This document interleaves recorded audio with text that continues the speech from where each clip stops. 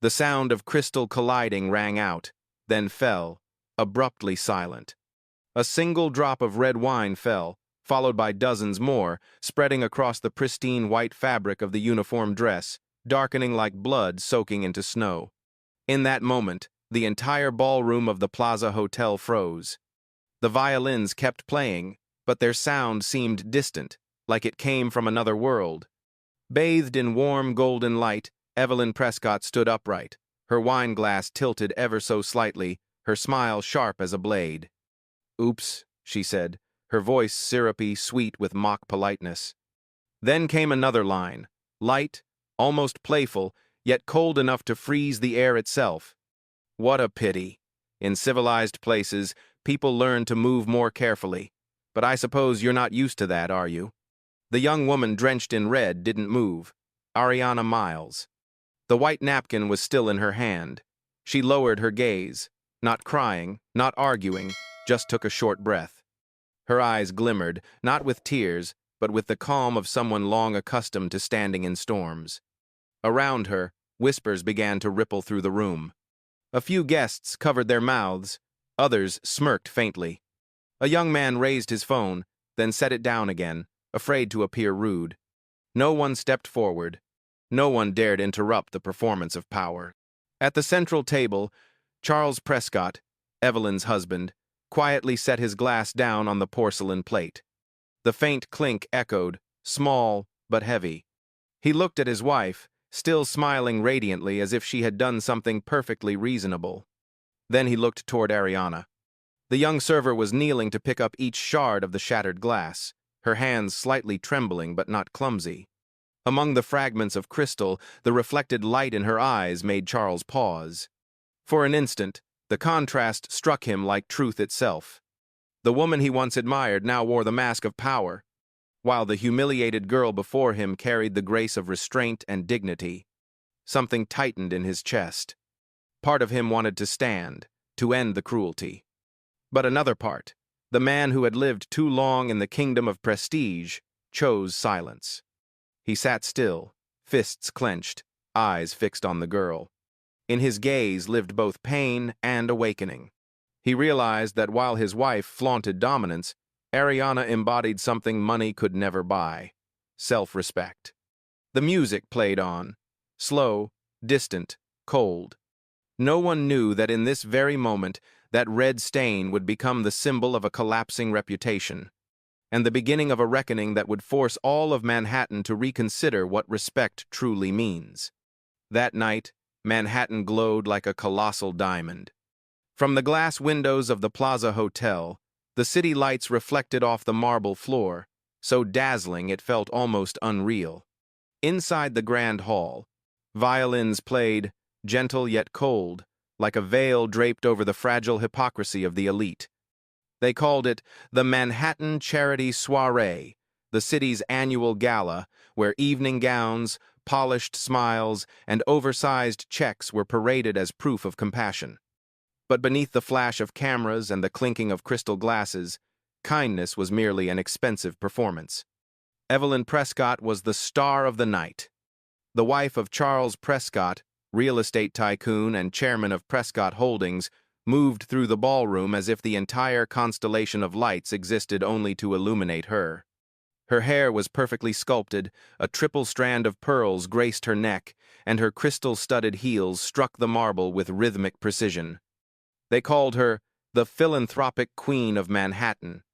But to Ariana Miles, quietly changing a tablecloth in the corner, every compliment sounded like a glossy coat of paint over a hollow wall. Evelyn didn't care about the cause of the fundraiser. To her, the gala was a stage, a place to prove her superiority, to be admired, to make people like Ariana feel the weight of class division. Every compliment, every admiring glance was a drug feeding her vanity.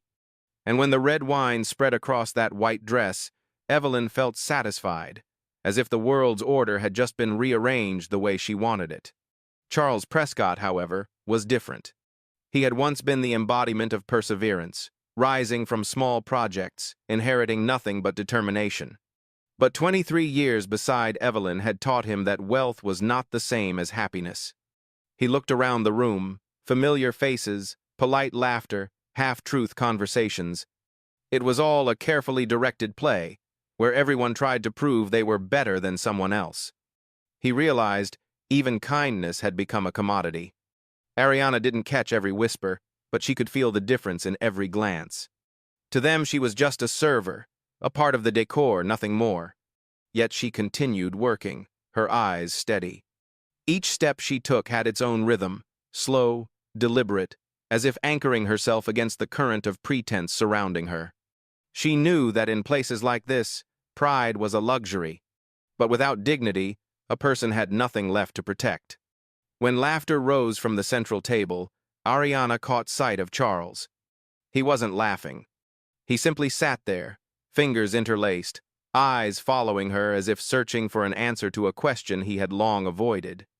In those eyes, she read conflict, between power and conscience, between the habit of silence and the yearning for justice. Then the orchestra changed tune, and the lights softened. Evelyn stood, raising her glass to speak. Her voice rang clear and commanding. "We are here tonight to do good for the world, to give the less fortunate a chance to rise." Applause thundered through the hall. But at the back of the room, Ariana stood still, listening as each word fell like bitter irony. She looked down at her uniform, the wine stain now dry, still dark, still visible. And in that moment she understood. Sometimes the ones preaching compassion are the very souls most in need of redemption. What she didn't know was that only weeks later, that same sanctimonious voice would be heard one final time. Not from a stage, but across every radio station in the city, as a public confession to the true cost of arrogance. Evelyn Prescott always entered a room as though the light itself had to follow her. Born into a lineage of 3 generations of inherited wealth, she had never known what it meant to lack or to be denied. From childhood, Evelyn had been taught that everything could be solved with money and status. When she grew up, she didn't choose her husband for love, but for reputation. Charles Prescott, a self-made businessman who rose from ordinary beginnings through extraordinary perseverance, became her ticket to the highest tier of Manhattan society. And in Evelyn's eyes, he existed only as proof of her own value. 23 years of marriage had taught Charles more about his wife than anyone else could ever know. He had once admired her intelligence and charm, the confidence that seemed radiant and magnetic. But over time, that shine peeled away, revealing a woman who could no longer live without the gaze of others. At events like this, Charles no longer saw a partner, but a symbol, an emblem of the world he once desired, now hollowed out by vanity. Evelyn loved being called an influential woman. She chaired charity boards, hosted galas, donated millions, but rarely touched the real suffering of anyone. At every press conference, she smiled beside oversized checks, speaking of equal opportunity with the polished tone of someone who had never struggled for anything. To her, kindness only had value when it was seen. Charles was the opposite. He believed in work, in numbers, in tangible results. He had started from a small Brooklyn apartment, once borrowing a friend's worn-out suit to negotiate his first contract. Success gave him everything, but cost him the years spent beside a woman he no longer recognized. Every time Evelyn entered a room, her expensive perfume and haughty tone made him feel increasingly distant from his own life. Tonight, as he watched Evelyn deliberately humiliate Ariana in front of the crowd, Charles didn't just feel anger, he felt shame. Shame for all the years he had stayed silent. He realized that his silence had been the very thing nurturing the cruelty in people like his wife. A refined kind of evil, wrapped in etiquette and prestige. After the wine incident, Evelyn showed no remorse. On the contrary, she enjoyed the attention. Every whisper spreading across the ballroom seemed to please her, as though power were being reaffirmed through another's humiliation. In her mind, the waitress had no face, no story, just another nameless figure among hundreds of servers. An invisible being. Charles remained seated, but something inside him cracked. He looked around the opulent room, the smiling faces, the polite laughter, the empty compliments, and wondered, when did people start believing that hurting others could be a form of entertainment? His gaze drifted back to Ariana. She was still working, picking up glasses, wiping tables, replacing linens, as if nothing had happened. Something about her held his attention, her calm, her quiet strength, the way she kept her back straight despite the humiliation. He remembered his father's words long ago. You can judge a person not by how they treat those above them, but by how they treat those beneath them. And now, that lesson stood before him, replayed in vivid clarity inside the very palace of wealth he once took pride in. That night, amid the laughter and glitter of chandeliers, a small fracture formed in their world. Charles didn't yet know that within weeks that crack would become a fault line. And Evelyn, still smiling, still raising her glass, had no idea that the glittering empire beneath her feet had already begun to tremble. All because of one seemingly trivial act. A glass of red wine, and a girl who refused to bow. The violins shifted to a new piece, soft, elegant, yet beneath the melody stretched a silence taut as a string. The servers moved in a quiet procession, their silver trays gleaming under the chandeliers. Ariana walked slowly, her tray perfectly balanced. She had done this work for years, and to her, precision was a way of preserving dignity. At the central table, Evelyn Prescott had just finished a lively story with her circle of friends, all women wrapped in satin gowns and self-assured smiles. As Ariana passed, Evelyn turned slightly. The red wine in her glass tilted, just a fraction, but enough for the dark liquid to arc outward, staining Ariana's white uniform with a vivid slash of red. The room froze. Every eye turned. Ariana stood still, her grip tightening on the tray until her knuckles turned white. Drops of wine hit the marble floor, spreading slowly. In her head, only one sound remained, the steady beat of her own heart, slow and deliberate, keeping her from breaking. "Oh my!" Evelyn gasped, covering her mouth with mock concern, her tone dripping with sugar. "I'm so sorry. I was only lifting my glass. You know, in places like this, people usually learn how to stay out of the way." A soft chuckle rose from the next table. No one dared laugh aloud, but the amusement spread like smoke. Evelyn tilted her head, adding in a voice laced with pity, "But never mind, accidents happen. I suppose people like you haven't really had the chance to learn these things in any proper setting, have you?" Ariana bent down, carefully picking up the shattered glass. A sliver of crystal nicked her finger, a tiny drop of blood mingled with the wine. Her voice remained steady. "I'm sorry, ma'am. I'll clean it right away." "It's fine," Evelyn said, loudly enough for the nearby tables to hear. "I just think the organizers should reconsider their hiring standards. Events like this require people who know how to behave." End. Ariana said nothing. She stood, met Evelyn's gaze, and gave a small nod. In her eyes, there was no defiance, but no submission either. Evelyn faltered for half a second, offended not by words, but by calm composure. She pressed her lips together and turned to her friends. "You see, these days everyone thinks they belong in places like this. It's rather sad." Margaret, her closest friend, chimed in, her voice thin and sharp as paper. "Exactly. I had to dismiss a maid last week for correcting the way I arranged my clothes. People forget their boundaries." Ariana heard every word, yet only bowed her head slightly. She gathered the shards, replaced the cloth, and worked in silence, every movement deliberate, precise, soundless. At the central table, Charles Prescott sat motionless.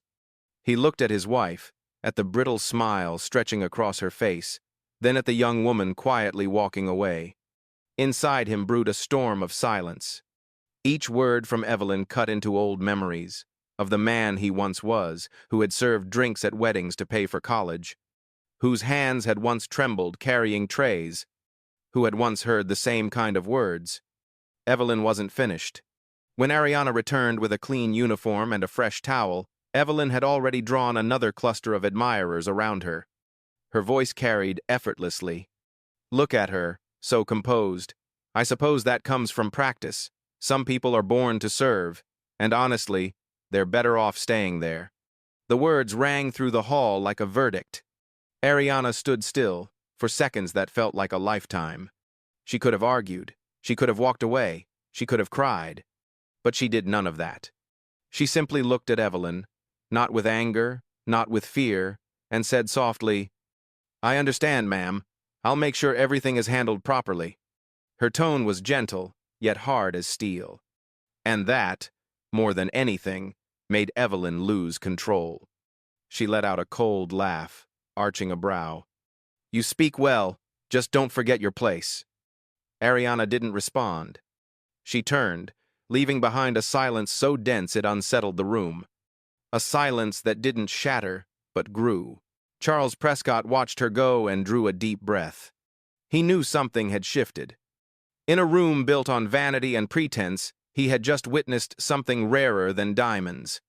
The dignity of a person humiliated, yet unbroken. And he also knew Evelyn had just made the greatest mistake of her life. Not because of the spilled wine, but because she forgot one truth. Some eyes may remain still, but they are recording everything. The music in the hall still played, but the elegance was gone. Soft laughter, sidelong glances, whispered comments rippled through the air like wind threading through crystal glasses. After the incident, Evelyn Prescott didn't retreat. She sensed her audience waiting for her next act. She smiled, lifted a fresh glass of wine, crossed her arms, her eyes glimmering with satisfaction. The young server had returned in a clean uniform. The wine stain was gone, leaving only a faint redness on her cut finger. Ariana Miles bowed slightly to the guests, still holding her white cloth. Every movement was careful, measured, and somehow that composure infuriated Evelyn even more. Evelyn pulled out her chair and sat at the center of her glittering circle. Women draped in jeweled gowns, silk scarves, and diamond watches.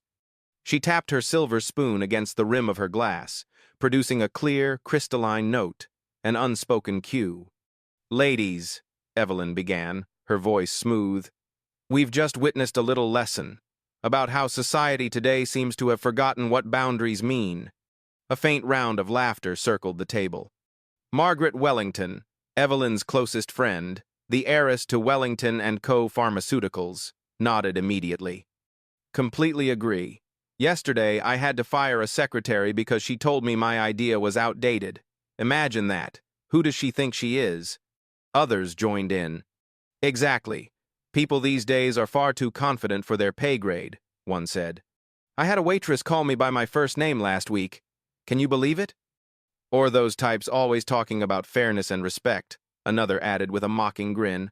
"What's the point of fairness when you're wearing a uniform?" Laughter spread again, soft, sustained, echoing through the crystal air, mingling with perfume and wine. Ariana stood nearby, refilling glasses, replacing linens, as if she hadn't heard a word. But every syllable landed sharp and cold in her mind. She knew this was no longer an accident. This was a public trial. Evelyn leaned in, deliberately loud enough for Ariana to hear. "She's still here. How surprising. Some people really don't know shame." Margaret's tone sang out, light and cruel. "Oh, don't be too harsh, Evelyn. Maybe she needs the money and thinks silence is the safest way to survive." Another woman chimed in, half joking, half real. "At least she didn't talk back. That's some level of dignity, I suppose." Evelyn laughed, a high, cutting sound that rippled through the table. "Dignity? Oh no, Margaret. She's a server, not a guest. Her silence isn't politeness, it's knowing her place." Quote, Ariana gently set her tray down, fingers tightening around the cloth. She lifted her gaze, calm, steady, meeting Evelyn's eyes for a brief second. There was no anger there, only a stillness so profound it unsettled Evelyn. For a moment, she had the unnerving feeling she wasn't speaking to a servant at all, but to someone who understood power far better than anyone at that table. From across the hall, Charles Prescott watched everything, his wife's gestures, the circle of glittering women preening like jeweled birds, and Ariana's stillness, serene as a lake. In his mind, Evelyn's every word echoed like an accusation against himself. "You've stayed silent too long." He remembered the early years, the banquets where he was mocked for his cheap suit and rural accent. He had once vowed never to make another person feel small. Yet now it was his own family name inflicting that same humiliation, and he was the one watching. At the table, Evelyn kept performing. She recounted the incident with the tone of a victor. I was only trying to help her understand proper behavior in refined settings, but you should have seen her face. Like I'd committed a crime. Ridiculous. People really think they're our equals now. Margaret shook her head. Everyone wants to be treated like they matter these days. The world's gone upside down. A brittle laugh. Another voice added, "Next time, maybe we should require staff to take a course on how to bow properly. That girl stood so stiff, like a robot." The laughter came again, thin, sharp, echoing against crystal and marble. Ariana remained silent, but inside her, each word honed her resolve like a blade. She knew, in this world, anger was a privilege. All she had was control. And sometimes, control was the one thing that terrified those who thrived on breaking others. Evelyn suddenly turned toward her, voice thick with mock challenge. "Hey, young lady," she called out. "You know French, don't you? Or maybe not. We were just discussing the main course, and I'd rather not have someone serving us who can't even read the menu. Isn't that right, Margaret?" Margaret giggled. "Oh, yes, let her read it. If she mispronounces something, we'll have an excuse to ask for someone else." Ariana straightened, set down her tray. "If you wish, ma'am, I can read it," she said, her voice low but unwavering. Evelyn crossed her arms, smirking. "Excellent. Go on then. Let's hear how a server reads French." The air thickened. Ariana took the menu, raised her eyes, and said softly, "With pleasure, ma'am." The words were simple, but the way she pronounced each one, clear, slow, and assured, silenced the entire table. Before Evelyn could reply, Ariana began to read. "Amuse-bouche de crabe à la truffe noire, suivi de lotte grillée au beurre citronné." Her voice was fluid, elegant, Parisian in tone, precise in rhythm. Each syllable sliced cleanly, beautifully. Faces around the table shifted, from amusement to shock. Evelyn froze, her wine glass trembling slightly in her hand. When Ariana finished, she looked up with a faint smile. "I hope my pronunciation didn't disappoint you, ma'am." No one spoke. Evelyn took several seconds before she found her voice. Where did you learn that?" "In Lyon, ma'am. 2 years on a scholarship exchange program." Charles felt the weight of the moment settle over the entire room. He saw it clearly. The shift. For the first time, everyone realized that the woman they had mocked wasn't ignorant. She was educated, composed, and fully aware of her worth.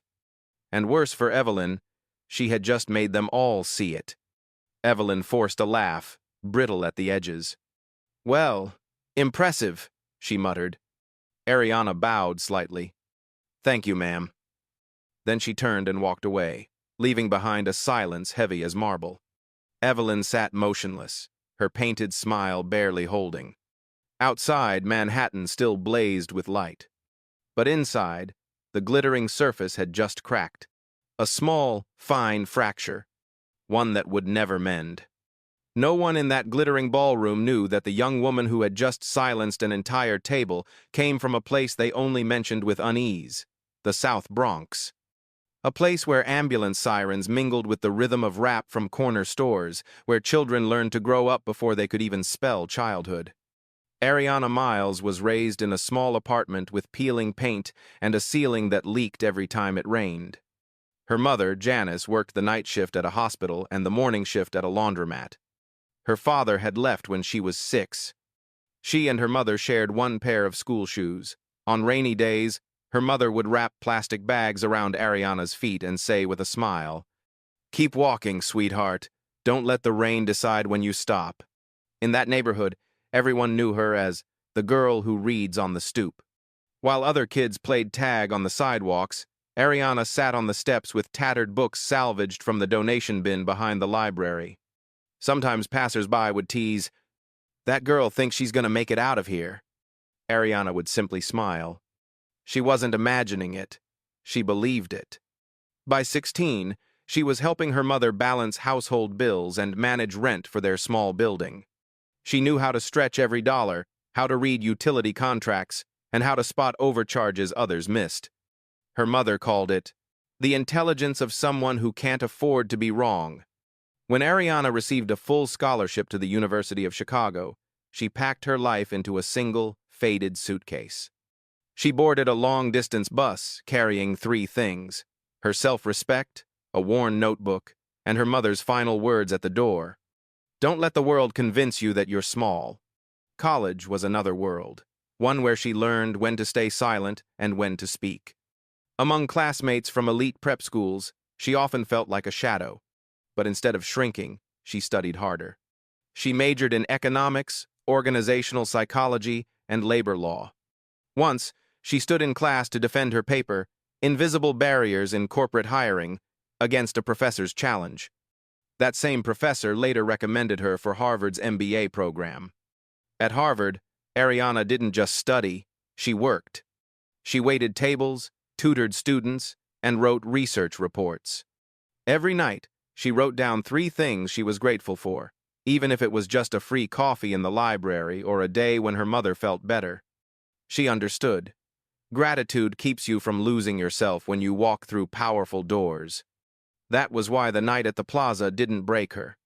When red wine splashed across her dress and laughter rippled through the hall, Ariana felt something no one there could understand: the strength of someone who had once lived at the bottom. This wasn't the first time she'd been humiliated, but it was the first time she could choose her response.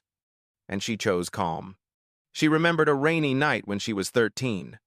A drunk man had screamed at her mother in the laundromat because she couldn't find his shirt. Ariana, standing in the corner, had clenched her fists, ready to intervene. But her mother only shook her head and whispered, "You don't need to shout to prove you're strong. Just look them in the eye, and they'll know you're not afraid." That night, under the golden light and false laughter of the plaza, Ariana did exactly that. She looked straight ahead. She didn't shout. She didn't tremble. And in that silence, power began to shift.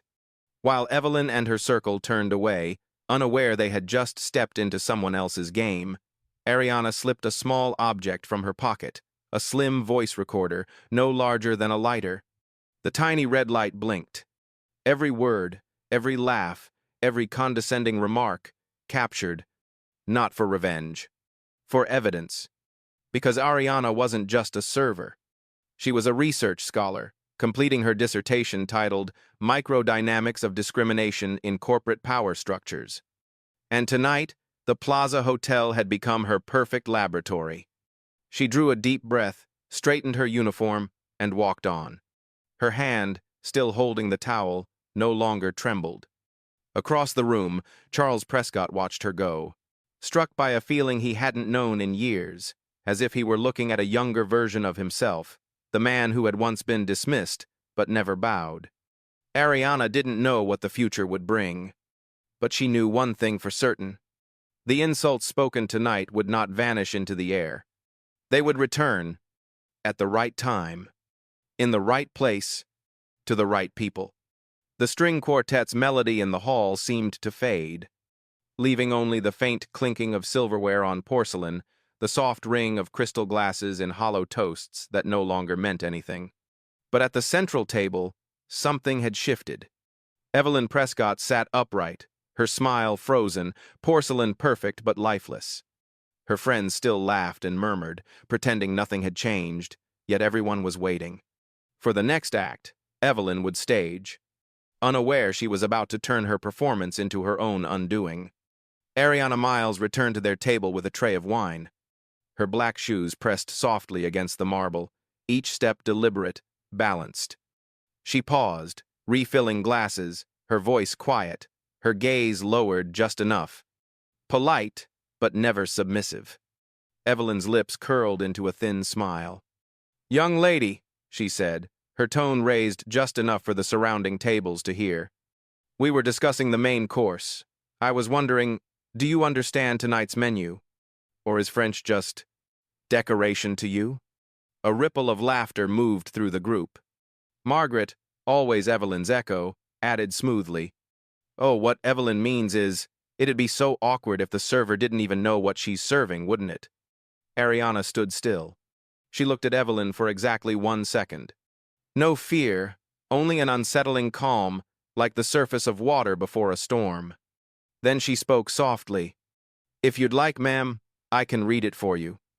Evelyn arched an eyebrow, sipping her wine, her voice dripping with derision. "Perfect. Consider it. A little test. Let's hear how a server pronounces elegant French." Several guests nearby turned their heads. The whispers died out. Charles Prescott looked up, his gaze fixed on his wife. He saw the light in Evelyn's eyes, the glint of someone who fed on humiliation for validation. And he saw Ariana, standing still, serene, the single point of composure in a room full of masks. Evelyn handed her the menu. Ariana's fingers didn't tremble. She drew a quiet breath and began. Amuse bouche de crabe à la truffe noire, suivi de lotte grillé au beurre citronné. Her voice was smooth, crystalline, her French accent flawless, Lyonnais, fluid, native-sounding. It wasn't recitation, it was rhythm. The cadence of someone who had lived in the language. Each syllable glided through the air like red wine swirling through glass. Filet de bœuf Rossini, sauce au foie gras, et pour terminer, millefeuille à la vanille de Madagascar. She ended with a measured pause, set the menu gently on the table, and bowed slightly. "I hope my pronunciation didn't offend you, ma'am." Silence. No one spoke. No one dared. Evelyn sat frozen, her lips parted, her eyes flickering. Like someone just pulled her down from the throne of her own imagination. Margaret tried to laugh, but the sound cracked, brittle as a glass with a hairline fracture.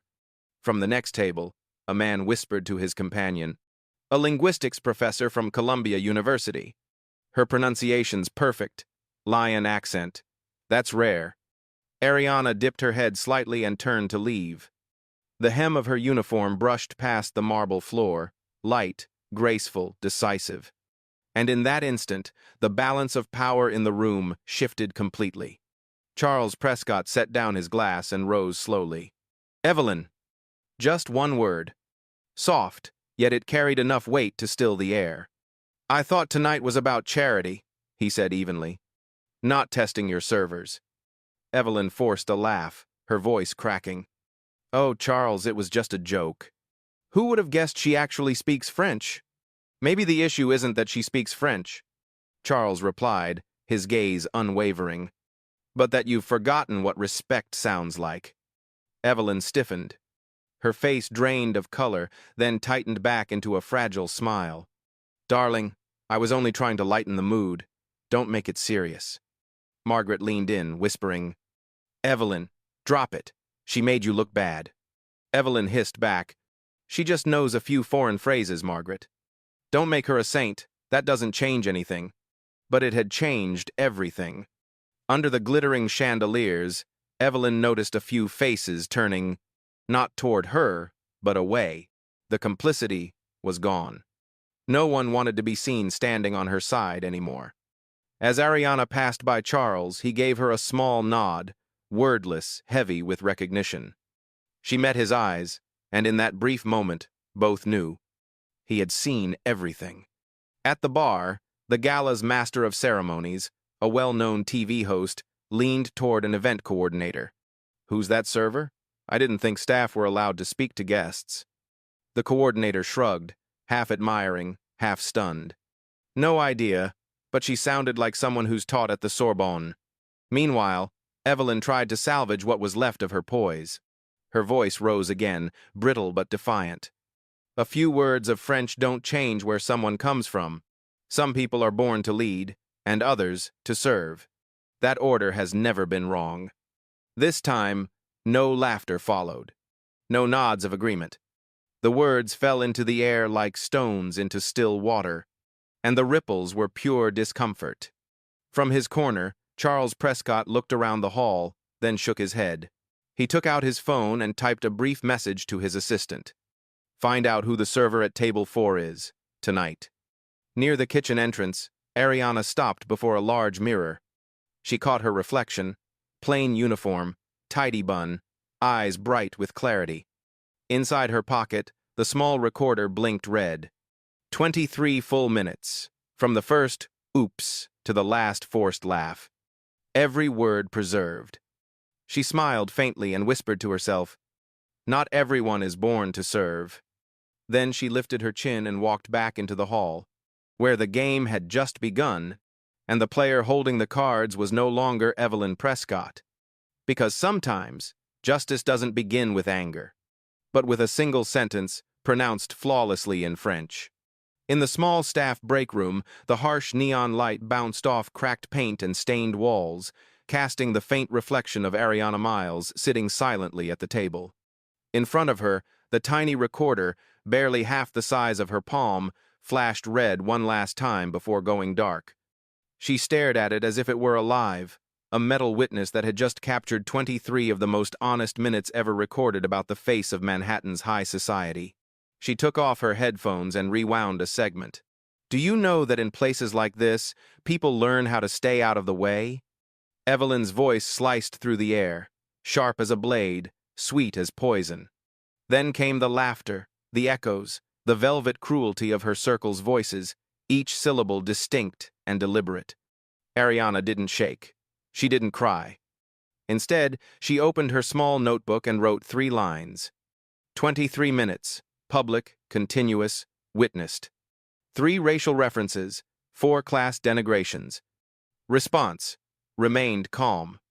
She closed the notebook softly, looked up at the mirror on the wall, and murmured, her tone low and firm, "That's enough." From the hallway, a voice called out, "Ariana, someone's here to see you." She rose, wiped her hands on her apron, and stepped out. Standing there was Charles Prescott, tall, silver-haired, composed, yet his eyes were different now. No longer the detached gaze of the wealthy, but something closer to recognition, even respect. "Forgive the intrusion," he said quietly. "I just wanted to tell you, not everyone in that room was blind." Ariana smiled faintly. "I know, sir. Thank you for seeing." Charles nodded, hesitated, then asked softly, "You have proof, don't you?" The question caught her off guard, but his voice carried no agenda. "Not to cause trouble," he added quickly, "but to correct something that should never have happened." Ariana nodded once, reached into her pocket, and placed the recorder gently on the table. 23 minutes. Everything's in here. Not just her words, but the silence of everyone who didn't stop her. Charles stared at the small device as if it were a live grenade. "Are you planning to release it?" Ariana answered slowly, deliberately. "Not yet. I'm not looking for a scandal. I'm looking for a solution. My dissertation is on systemic discrimination in corporate culture. And tonight, I was handed the perfect case study." Charles let out a quiet laugh, half regret, half admiration. Sometimes justice arrives from the people no one thought to invite to the table. He reached into his jacket, took out a card, and slid it toward her. "If you're willing, I'd like to hire you as a consultant for my company, Hartwell Development. We need someone who truly understands this." Ariana looked down at the embossed gold letters, then back at him. "You realize I'm just a part-time server, right?" Charles shook his head. "No, I see a professional testing the patience of the world." For a moment, the noise from the ballroom faded completely. 2 people remained, one carrying power, the other truth. Between them sat the small recorder, like a fine, gleaming line of division. The blade that, when the time came, would slice through the mask of an entire class. Ariana slipped the device back into her pocket and tightened her grip around it. "I'm not using this for revenge," she said quietly. "I'm using it so no one else has to stay silent." Charles nodded slowly. Justice doesn't need to shout, it just needs to be heard. Then he turned and walked away, leaving Ariana alone in the hallway, surrounded by the soft hum of fluorescent light. In the mirror, 2 reflections stared back. A young woman in a plain white uniform, and another, rising. The woman who now carries in her pocket 23 minutes capable of changing an entire city. The night had grown late. Luxury cars streamed out of the plaza, their red taillights stretching across the rain-slick streets like fading ribbons of fire. Inside, the ballroom was nearly empty. Staff moved quietly through the marble expanse, collecting glasses, folding chairs, wiping away the last trace of red wine on the floor, the same red that had begun everything. Ariana Miles stood in the corner, removing her gloves, tying her hair back again. She was just about to leave when a man's voice came from behind. "Miss Miles." She turned. Charles Prescott was walking toward her, coat draped over one arm, face drawn with exhaustion but eyes alert.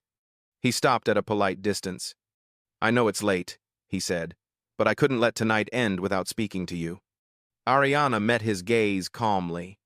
"I thought the event was over, Mr. Prescott." "It is," he replied slowly, "but what happened inside isn't. I saw everything, and I owe you an apology." She tilted her head slightly. She'd heard many apologies in her life, most spoken to comfort the guilty, not the wronged. But this voice carried no tremor, no excuse. It was the tone of someone who had finally realized the weight of his own silence. "I wasn't the one who spilled the wine," Charles said, "but I sat there and did nothing. That's on me." Ariana answered quietly, "You don't owe me an apology, sir. I've seen worse." "Maybe," he said, "but I owe myself the duty of not staying silent anymore." A pause fell between them. Only the distant clatter of glass echoed down the hall. Charles studied her carefully, then asked softly, "You're not just a server, are you?" Ariana smiled, tired, but genuine. "I'm an MBA student at Harvard, part-time job. I count glasses at night, not for passion, but for tuition." He nodded, something bright flickering behind his fatigue. "I thought so." "Thought what?" "That you bow your head not from fear, but because you know when to observe." She gave a soft laugh. "Observation didn't stop the wine from hitting me tonight." "No," he said, "but it kept you standing after it did." Another silence, then his voice dropped lower. "Ariana, this may sound strange, but I want you to work with me. Not serving tables, consulting." She looked at him, genuinely surprised. "Consulting? My company, Prescott Holdings, is drowning in a cultural problem. I've hired people to train for diversity, but they only say what's safe, collect their checks, and move on. You understand this from the inside. You know how silence can corrode a system." Ariana said nothing, unsure if she'd misheard. Charles pulled a business card from his pocket and set it on a nearby table. "I'm not offering pity. I'm asking for partnership. I need someone unafraid to tell the truth." "And you think that's me? I just watched you turn humiliation into a lesson for a room full of people who thought they owned the definition of class." "Yes, I think that's you." Ariana slowly folded the cleaning cloth in her hands and laid it on the table. Her eyes fell to the card. Plain, white, black ink. Simple. "Charles Prescott, Chairman, Prescott Holdings." "You know I recorded everything tonight, don't you?" He nodded. "I do, and I'm not afraid of it. What scares me is the idea that you might do nothing with it." That stopped her. Most people avoided, threatened, or denied. But this man wanted action. "What will you do with it?" Charles asked. "I'll submit the recording to my thesis advisor," she said. "It's a perfect case study for my paper on micro-discrimination in corporate environments." "And after that?" "I'm not sure," she admitted, "but I know I won't use it for revenge. I want change, not chaos." Charles nodded slowly. "Then we want the same thing." He turned toward the tall glass windows where Manhattan still glittered like circuitry against the night. "You can start by auditing Prescott Holdings. I'll give you full access, no filters, no PR edits. Tell me the truth, however ugly it is." Ariana hesitated. "You're not afraid I'll ruin your reputation?" He gave a weary half-smile. If that reputation was built on silence, maybe it deserves to fall. She had no answer for that. She looked at him, this man carrying both power and remorse. And for the first time that night, the lights of the plaza reflected not on marble or crystal, but on two people standing in quiet agreement. One ready to speak, the other ready to listen. The next morning, pale gold sunlight filtered through the second-floor windows of the Plaza Hotel, spilling across the dining hall where staff replaced table linens and polished silver.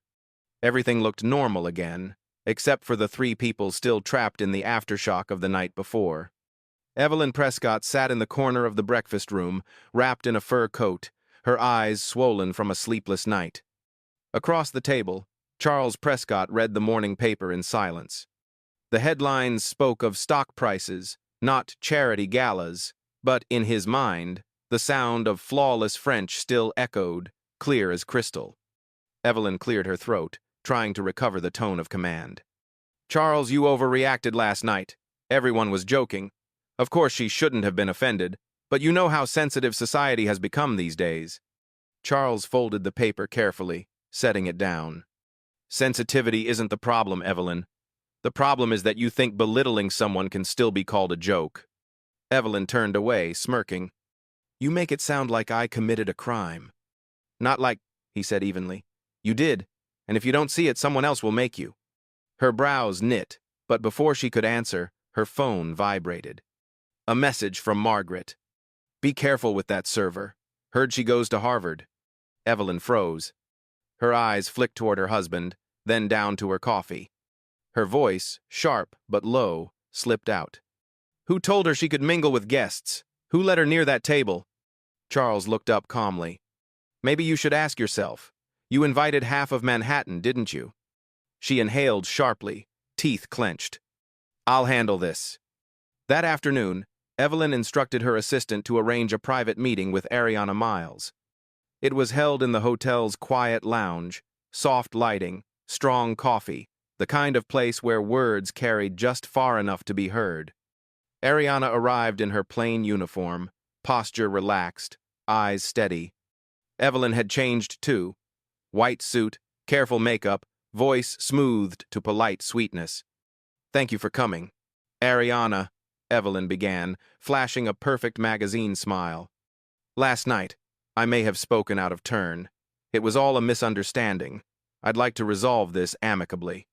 Ariana sat down across from her, expression calm but penetrating. What misunderstanding, Mrs. Prescott? Evelyn faltered for a moment.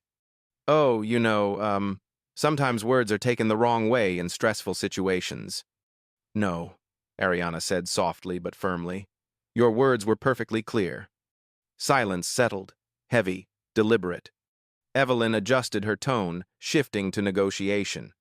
You're an intelligent young woman. We both know things like this can get exaggerated, and I'd rather not see that happen. If you need tuition assistance, I can help. Ariana tilted her head slightly. Do you believe everything can be fixed with money? Evelyn's smile tightened. I'm simply offering a sensible solution for both of us. Ariana set her cup down gently. Her voice was quiet, but every word landed clean. At my university, they teach that there are 3 ways to deal with a mistake: hide it, apologize, or improve. Only one never works: trying to buy it. Evelyn's fingers gripped the armrest. I don't want trouble, Miss Miles. Fortunately, Ariana replied, I didn't come to bring trouble. I came with data. Evelyn blinked. Data? Ariana smiled, for the first time that morning. Do you remember how long last night lasted? About 23 minutes. Long enough to capture every word, and it's been documented.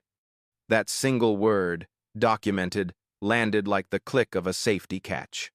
Evelyn felt a chill race up her spine. Ariana rose, picked up her bag. Sometimes the truth doesn't need to be shouted, she said gently.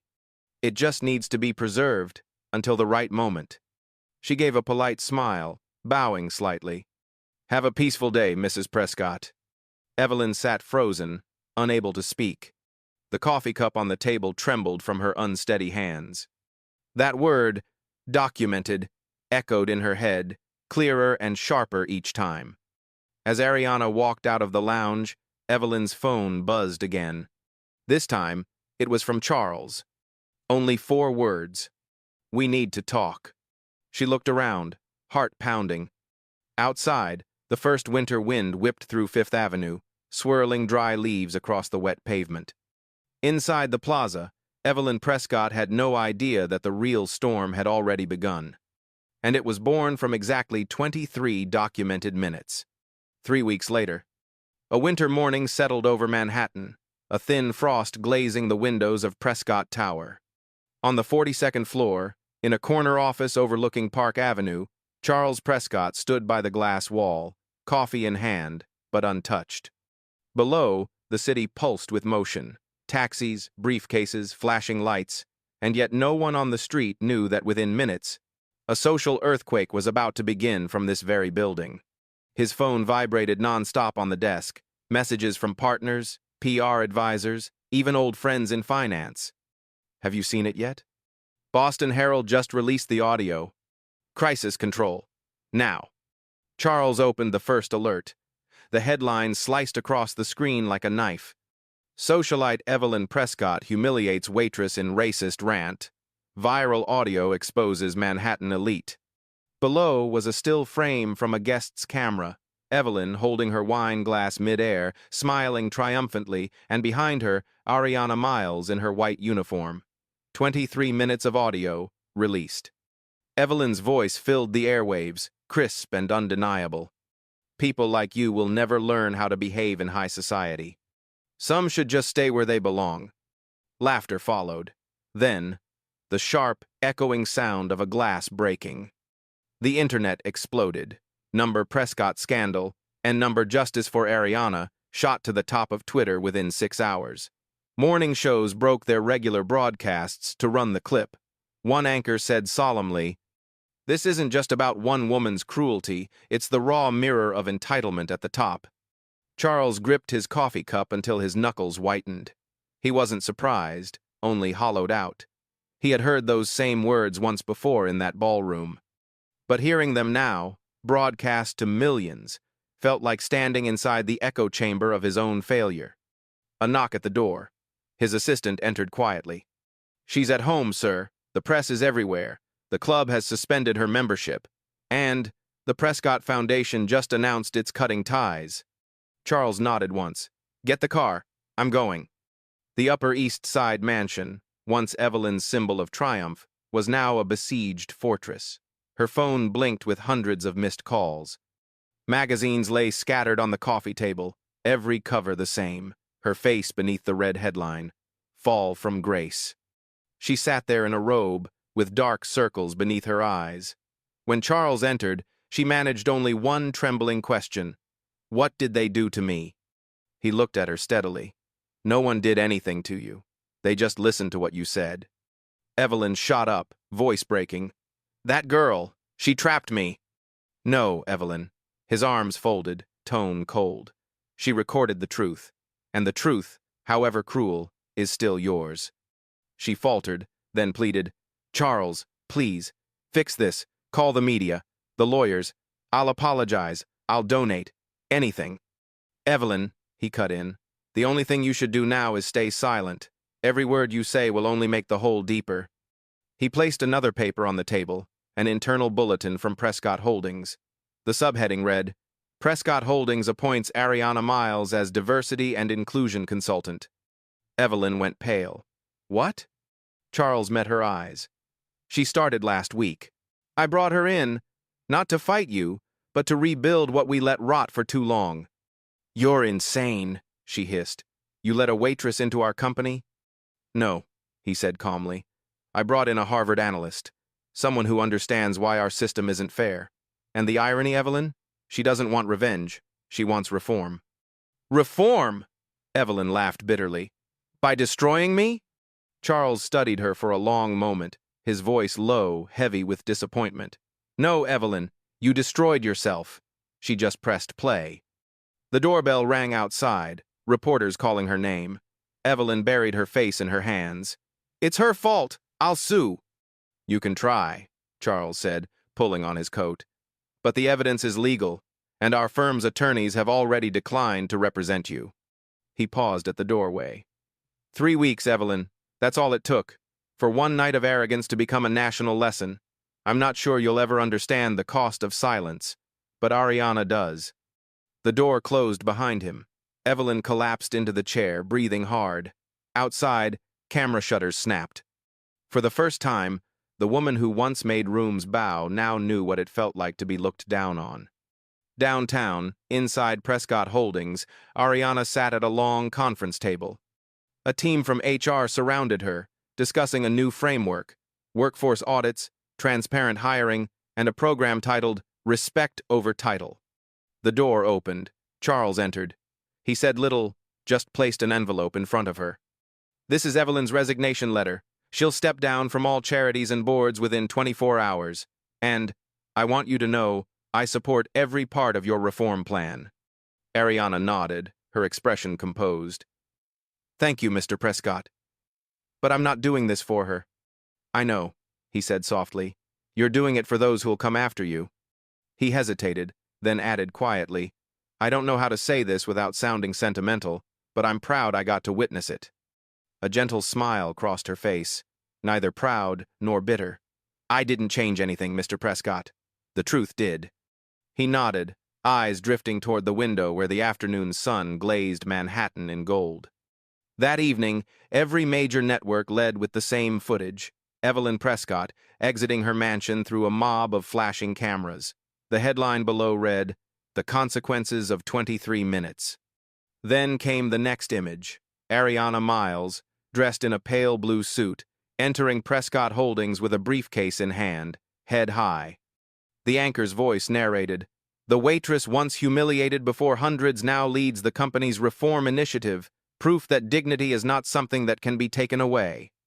Across social media, millions shared the clip with one line: "Never underestimate the quiet ones."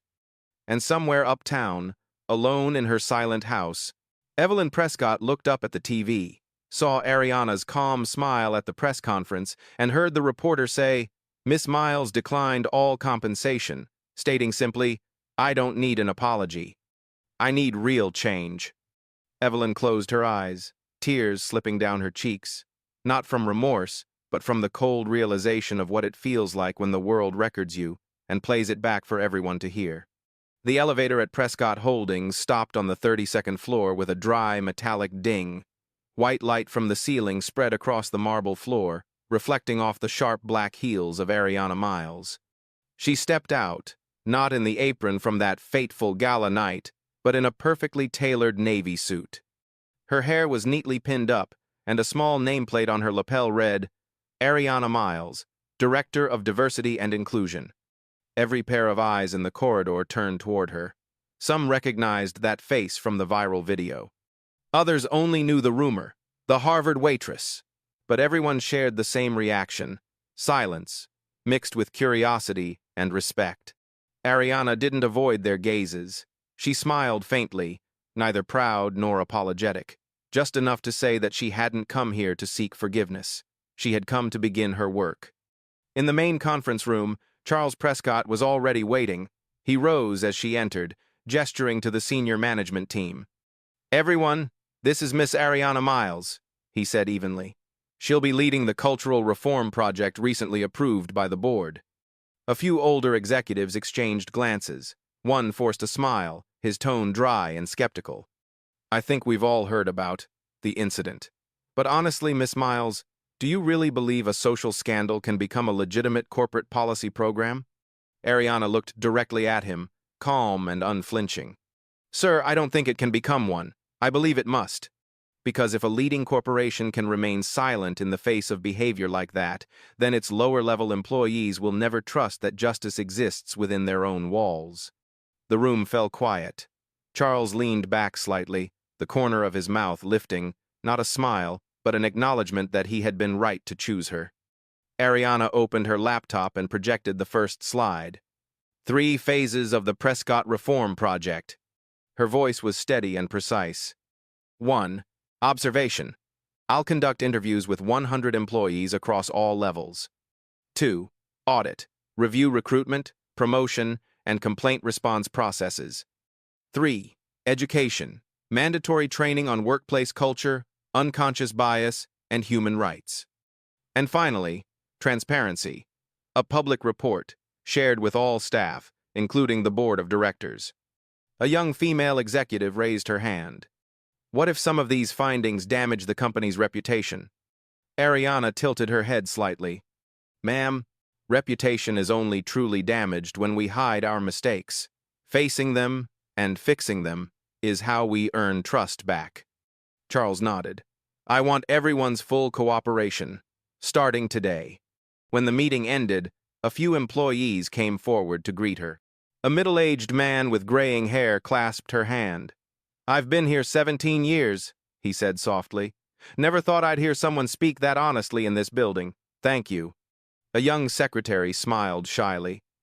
"I listened to the recording. Thank you for not staying silent." Ariana simply nodded, eyes warm. "I didn't do anything extraordinary. I just recorded what everyone else had grown used to ignoring." That afternoon, as the office emptied, she stood by the window, looking out over the city. The skyscrapers glowed in the fading light. From here, she could see the hotel where it had all begun, the place where red wine had spilled on white fabric and the world assumed she would bow her head. Now she stood on a higher floor, head held high, signing the first document of her new initiative, Respect Over Title, Prescott Cultural Reform Project. Charles approached and placed a folder gently on the desk. "Ariana, this is the official version. I want you to have full authority to approve and announce it." She turned to him, smiling calmly. "Thank you, but this isn't my victory." "Whose is it then?" Ariana glanced back toward the window, her voice low but firm. "It belongs to everyone who was ever forced to stay silent." Charles nodded, a trace of pride in his eyes. "Do you think Evelyn, understands that now?" Ariana paused for a moment before answering softly. "Not everyone can hear the truth the first time it's spoken, but sometimes silence itself becomes the final answer." She signed her name. Black ink spread across the white paper, steady, decisive, like a full stop marking the end of arrogance, and the beginning of a new chapter, where justice begins with stillness. That night, the Prescott mansion lay still, like the wreck of a ship resting at the bottom of a silent sea. The same walls that had once echoed with laughter and champagne toasts now held nothing but the cold breath of silence. Inside, Evelyn Prescott sat before her mirror, still in a white silk nightgown, her makeup untouched, her face drawn and hollow. Her trembling hands turned the pages of newspapers and magazines, one after another. Every headline was a verdict. Evelyn Prescott removed from charity board. Major donors withdraw after discrimination scandal. Former Mrs. Prescott, once a symbol of prestige, falls before the power of truth. Each line cut into her pride, the same pride that once made her feel untouchable. Everyone was talking about Ariana Miles, the waitress who became a reformer. Evelyn was now nothing more than a shadow of herself, imprisoned inside her own home, hiding from the cameras and the torrent of public contempt. The bedroom door opened. Charles Prescott stood in the doorway, a thick envelope in his hand. For a long moment, he said nothing, only looked at the woman before him as one might look at the ashes of a memory. Evelyn spoke first, her voice hoarse. "Have you come to gloat? To tell me you're happy they're dragging my name through the mud?" Charles placed the envelope on her vanity. "I came to end this. The divorce papers are inside." Evelyn shot up, eyes wide. "You can't! Over one stupid incident, over that girl, you're destroying our entire life." He met her gaze, calm but firm. "No, Evelyn, you destroyed it. I'm just signing the consequence." "You once said you'd protect me," she shouted, her voice breaking. "You said family meant more than anything." "Family," he replied slowly, "only exists where respect does, and we lost that long ago. That night I didn't just watch you humiliate someone else. I watched you become everything I despise about this world, arrogant, cruel, and empty." Evelyn stepped forward, trying to grab his hand, but Charles pulled away. His eyes were devoid of softness. "I stayed silent for 23 years, Evelyn. Silent while you laughed at people's fear, while you spoke of class as if it were a wall dividing the worthy from the poor. But when I heard your voice in that recording, I realized my silence made me complicit." Tears welled in her eyes. "So you're choosing her over me?" "No," he said quietly. "I'm choosing right over wrong. And if the person who reminded me of that is the woman you humiliated, then that's something to be grateful for." Evelyn began to cry. The sound of it filled the empty room. "Where will you go?" "Away from the place where human dignity is traded for status." He turned, pulling his suitcase. At the doorway, he paused. "I once thought we had everything: money, fame, influence. But what we lacked was a soul. And the person who made me see that, it wasn't you. The door closed behind him with a heavy thud, echoing through the house like a funeral bell for a marriage that had once been an emblem of power. Evelyn collapsed to the floor, clutching her head. Outside, camera flashes still flickered through the iron gates, capturing the fall of a woman who had once ruled the front pages, now just a shadow behind drawn curtains. On the table, the envelope lay half open, revealing a single cold line of text. Reason for divorce. Irreconcilable moral differences. She looked up at the mirror. The reflection stared back. Exhausted eyes, streaked makeup, a stranger wearing the remnants of pride. And for the first time, Evelyn understood. It wasn't Ariana who had destroyed her. It was her own arrogance, corroding everything she thought she would own forever. Outside, the winter wind rose, scattering the morning papers across the iron fence. The red headline on one page flared briefly under the streetlight. From the heights of power to the depths of solitude, when arrogance meets truth. Evelyn stared out the window, watching the taillights of Charles's car fade into the corner of the street. Her voice broke into a whisper, barely audible, part confession, part regret. I should have stayed silent for those 23 minutes. 6 months later. Morning sunlight poured over Manhattan, warm and golden. On the facade of Prescott Holdings, a new brass plaque gleamed in the summer light. Respect over title. A culture of dignity begins here. Passersby stopped to take photos. In the lower corner of the plaque was a small sunflower emblem, a quiet tribute to the company's most celebrated reform initiative, Project Sunlight, founded by Ariana Miles. Inside, the atmosphere was completely different. Meetings now began with a minute of silence to reaffirm the company's commitment to respect. Human Resources had a confidential hotline. Every job posting had removed the background preference clause, and across the lobby's glass wall stretched a new inscription. Power doesn't lie in status, but in how we treat one another. Ariana walked down the hallway, quarterly report in hand. 6 months after she had signed the reform plan, the results had surpassed every expectation.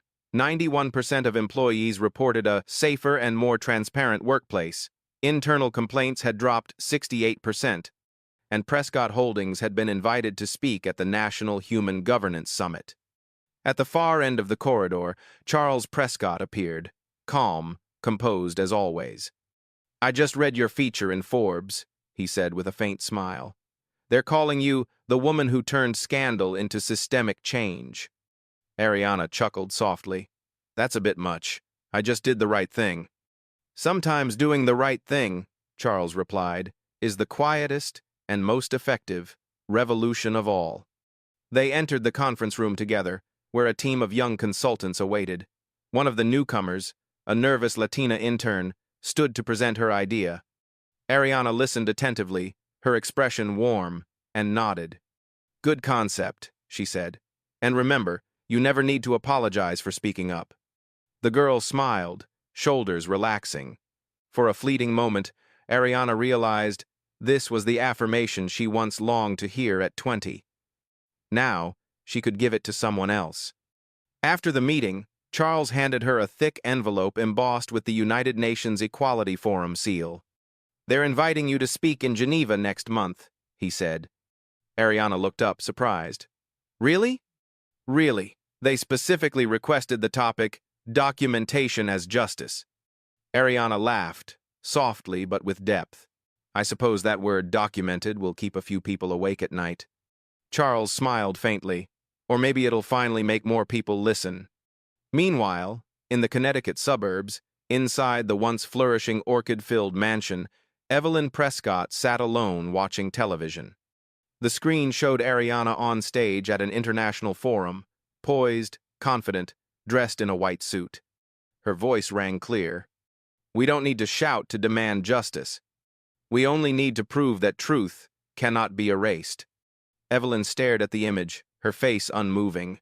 6 months in isolation, no friends, no parties, no status, only the whisper of wind slipping through empty window frames. On the table lay the finalized divorce papers, Charles Prescott was now publicly supporting scholarship funds for underprivileged students under the name the Ariana Miles Foundation. Evelyn sighed and switched off the TV. In that moment, she finally understood what she had refused to see half a year ago. The world hadn't fallen apart because of a recording. It had changed because one woman refused to surrender her dignity. And back on the 32nd floor of Prescott Holdings, Ariana looked out at the sunlit sky and murmured to herself, a quiet epilogue to everything that had been. Justice doesn't need to be loud. It only needs to be recorded and remembered. Late afternoon, Manhattan glowed in a honey-gold light reflected across the glass face of Prescott Holdings. Inside, on the 32nd floor, Ariana Miles stood quietly by the window, watching the city breathe. Below her, traffic lights pulsed red and green over restless crowds, but to her, everything seemed slower now. 6 months had changed so much, not just the company, but the people within it. A soft knock on the door. "Miss Miles," a young employee said, "everyone's waiting in the lobby. The board wants a group photo for the release of the first reform report." Ariana smiled. "I'll be right down." She stepped into the hallway lined with new photographs, faces of employees of every color, age, and background, working and laughing together. At the center hung a large image embossed with the words, "Respect over title." Beneath it, a quote from her own speech. "Respect is the foundation of every organization, not a reward for those above." In the main lobby, the staff stood in a circle. Charles Prescott held the microphone, his voice resonant yet warm. "Today marks a turning point for Prescott Holdings. A year ago, we stood on the edge of losing our integrity. But because one person dared to face the truth, dared to speak what no one else would, we've found the soul of this company again." He turned to Ariana. "Thank you, not just for your expertise, but for your courage." Applause filled the space, not loud, but deeply sincere. Ariana bowed slightly in return. She said nothing grand, only looked around, at the faces that once lowered their eyes in fear, now lifted with quiet confidence. After the ceremony, she stepped outside and walked along Fifth Avenue. The evening breeze teased a few strands of hair loose around her face. She stopped before a small cafe, the same place she used to study back when she was a Harvard student. Inside, a group of young people was debating inclusive corporate culture. A girl with brown skin said brightly, "I want to work somewhere like Prescott Holdings." Ariana listened, smiling to herself. No one needed to know who she was. It was enough to see that the seeds she had planted were growing. Her phone buzzed, a message from an unknown number. "Thank you. I once stayed silent when I saw a colleague humiliated. After seeing your story, I spoke up, and for the first time, they listened." Ariana read it twice. Warmth spread through her chest. Maybe this was the real reward. She looked up at the sky, where the sunset blazed over the skyline. From the cafe, a soft piano melody drifted out, gentle as memory. She whispered, as if to someone still afraid in a world full of judgment, "Don't let them make you forget your worth. Dignity isn't given, it's already within you." If you've watched this far, perhaps this story touched something real inside you. Maybe you've been judged, maybe you've been overlooked, or maybe you've witnessed it and stayed silent. But today, silence is a choice, and so is courage. Leave just 2 words in the comments: human dignity. Each comment is a reminder that respect is not a privilege, it's our nature. And if you believe the world needs more people like Ariana Miles, subscribe now so you won't miss the next true story of truth, courage, and human worth. Because sometimes, the ones the world calls small are the very ones who change it forever.